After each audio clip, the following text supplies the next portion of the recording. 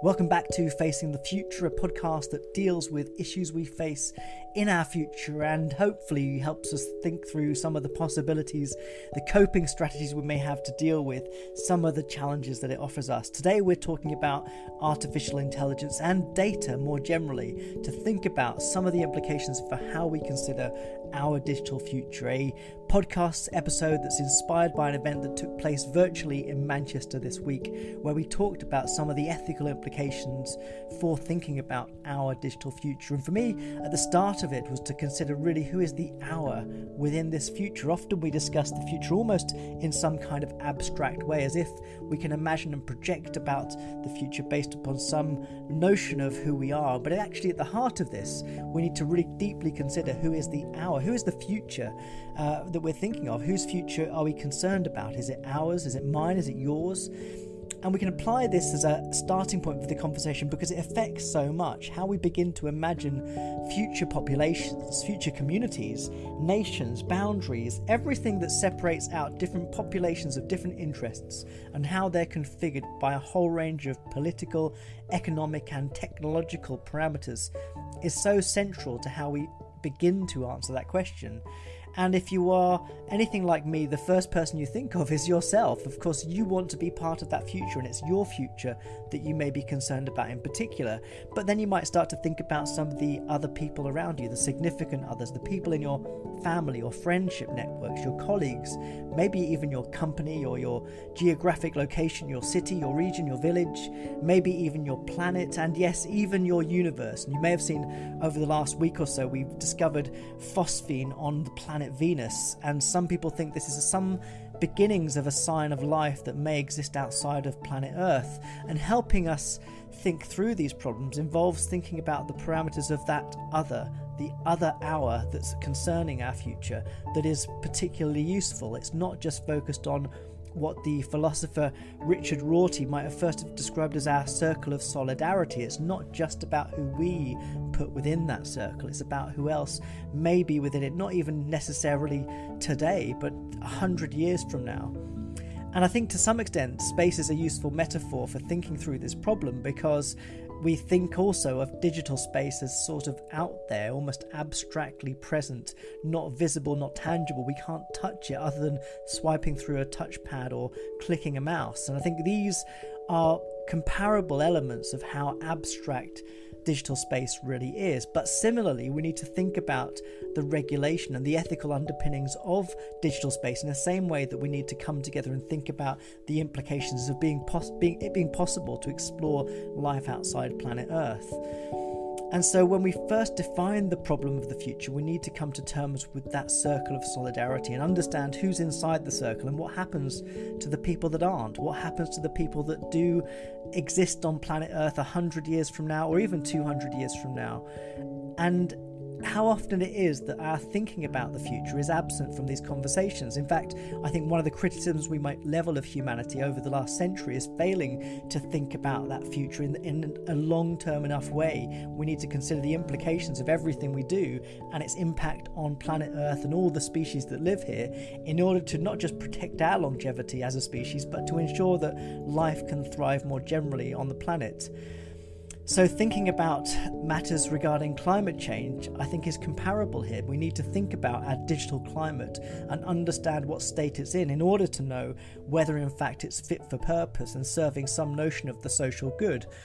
We see these discussions and concerns about digital in the recently launched film The Social Dilemma, a documentary available on Netflix that amplifies the voices of digital pioneers from Silicon Valley, all of whom say that their good intentions to democratize the world through the proliferation of digital platforms have instead led us to be facing an existential threat as a result of their design principles, which have elevated the spread of fake news over truth and led us to develop a whole range of habits that in fact are making our lives worse.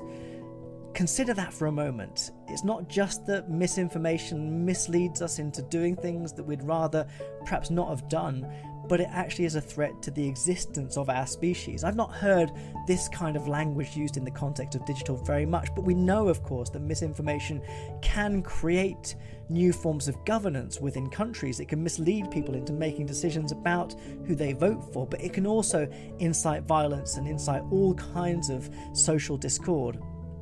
And so it's not just a matter of our personal lives and how much it's affecting us on an individual day-to-day basis, but it's about the state of our species. And this degree of extreme concern, I think, is absolutely appropriate at this particular time. And it reminds me a little bit of the quote, "The pen is mightier than the sword." Now, what is the modern day equivalent of this quote? It seems to me it's something like the digital is mightier than the drone. The drone, of course, being the embodiment of modern day warfare, uncrewed weaponry that is able to go thousands of miles and reap all kinds of havoc and destruction. And similarly, digital technology, with its capacity to infuse all aspects of our lives, has the capacity to really wield a whole range of powers that could lead to a cacophony of disasters that should cause us to think about change and how else we might design these platforms to diminish, or at least hopefully detract from some of these potential harms that may be created as a result of the technology. And so whilst we might think and focus about the persistence of filter bubbles in which we live that direct us towards information that we already believe and think is true, we need also to think about the wider picture here and the possibility that in fact life on Earth is threatened by the design of these digital environments. And within the film, The Social Dilemma, they call for change. But what they don't really help us figure out is what the nature of that change should entail.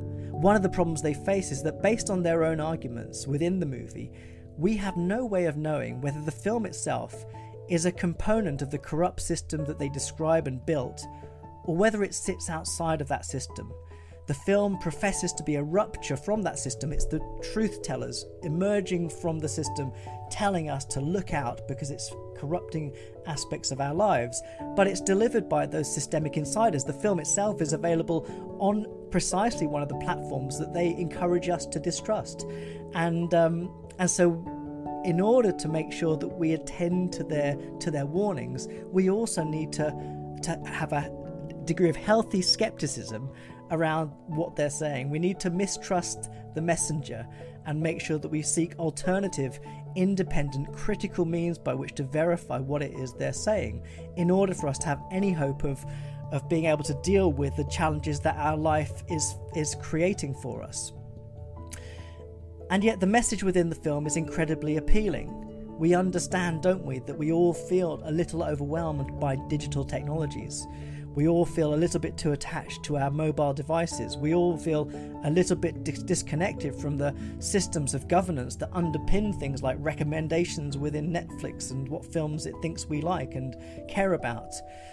And we're also aware of the possibilities that these digital platforms will increasingly make us redundant, whether you are a lecturer at a university or whether you are somebody working in healthcare, even a doctor. There is this possibility that digital technology will override the capacities of all humans in all context. So what is the alternative that's presented, I think, by the film? I think the main thing we need to take into account is that we need to foster strategies of digital resilience rather than believe the myth that we can somehow stop the course of this technology's development. I don't think we can put the social media genie back in the bottle. I don't think we can, or indeed would like to be, without the technologies which we know are also improving our lives, even if we resent them somewhat because of their impact and it being all pervasive. And this makes sense, of course, because we know that these platforms are not just one thing. Whilst we may be fed up with relying on Facebook and Google as platforms for finding information, we may be aware of the fact that it's limiting our perspective. We also know that there's a great deal of good that comes out of a data-driven society. We know that a range of solutions to many problems that otherwise are intractable are advanced more quickly because of that data. And I think it's because these are not simply platforms of evil that leads us to be in this situation, almost a kind of limbo where we aren't quite sure how best to respond. A lot of good has derived from digital and even from the sharing of our data. We want that good to continue, and we long for our data to create greater insights into our health in ways that can promote faster therapies being realized to as yet unresolved diagnoses. This is what we want technology to do for us. We want it to contribute to a broad social good. And I think The Social Dilemma as a movie concludes by encouraging us to critically reflect on what we do. It asks us to consider whether we need to have our phones on the dinner table while we eat, or when we go to the toilet, or when we wake up, saying essentially that we don't. We need to think about these habits, and we need to change some of them. But even worse, it says it's turning us into worse people, and it questions the habits we've formed around these digital devices. So certainly there's a habituation around digital that we need to critically reflect on.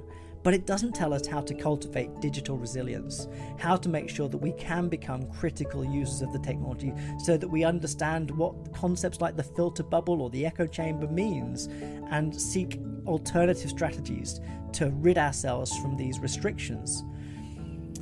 And I think a big part of that has to do with the way in which these platforms are designed. And within the movie, they talk about humane technologies or ethical design, and there's a great deal of merit within these applications for thinking about the future, and perhaps even more so when we get into thinking about the ethical governance of artificial intelligence. We need to establish principles, protocols, and practices that foster social good rather than economic good or economic value. To do this, we have to reconsider how and who governs our data, how these sharing systems operate in ways that may progressively diminish the possibility of achieving some public good from them. We have to imagine alternative systems of governance that locate social concern at the heart of innovation, and we can look to new methodologies in science to help us get to that point. Historically, it's been professional ethicists like myself who have done the conceptual work to figure out what kinds of ethical concerns should govern our technologies, and we really love to spend our time reading books, writing essays, and being very clever about what makes sense morally about the lives we lead. And there is a lot we can draw on from such expertise, but it's not the only thing. In more recent times, we've seen the proliferation of empirical ethics, which seeks to access the perspectives of populations to inform these inquiries. And the latest iteration of that takes the form of citizen science projects, where the public are widely involved in the process of formulating questions and solutions around scientific hypotheses, of which ethical policies are a crucial component. So in order to safeguard our digital future, we need to deploy these methodologies more fully to involve the public in those discussions.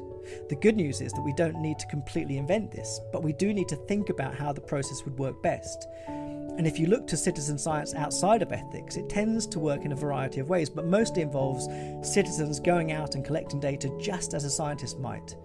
In those projects that really understand what citizen science is all about, they'll involve the public in the earliest stages of the research, from identifying the problem to setting research questions and methodological choices. The belief that underpins such methods is that those who are most directly affected by the research should be involved with designing the studies, and we see a lot of these principles applied in medical research today. Increasingly, journals expect researchers to evidence the involvement of citizens within their research process. Such work is also designed to increase the impact of the research, to ensure that when researchers publish their findings, it will already be intimately connected to the communities who will benefit from those insights. Yet in the context of our data, that impact is far greater in its capacity to establish a continuous dialogue between society and various industries, ensuring that the public are always informed and always involved with the decisions taken about their future. So the social good that I think we need to move towards is one which is underpinned by an assumption about the need for ongoing, transparent and open dialogue between the developers of technology and the beneficiaries of its applications. Without that, the future ethical governance of artificial intelligence and technology more widely is continually under threat, and that's why we need this ongoing discussion about where it's taking us that will hopefully lead us to a better future.